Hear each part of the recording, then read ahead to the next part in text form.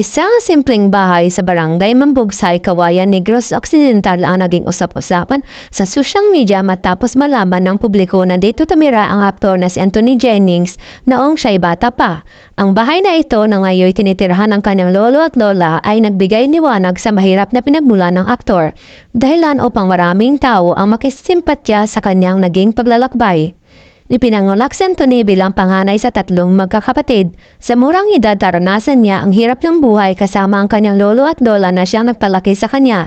Dahil sa kakulangan sa pera, madalas silang palipat-lipat ng tirahan.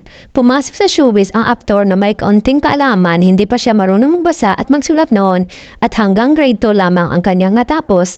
Sa isang panayam, inamin ni Anthony na kinakailangan naman niya magtrabaho sa murang edad upang masuportahan ang kanyang pamilya. Isa sa mga pinakamasakit na bahagi ng kanyang kwento ay ang kanyang pagtatrabaho sa isang pier ng barko kung saan siya natuklasan bilang isang commercial model.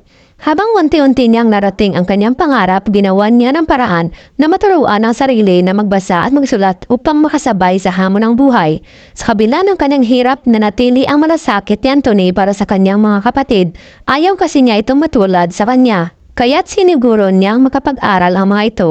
Bagamat hindi natapos ang kanyang pag-aaral, naging determinasyon niya ang makakuha ng edukasyon. Sa kabutihang palad, nabigyan siya ng oportunidad na makapagpatuloy sa high school bilang senior student hanggang ngayon.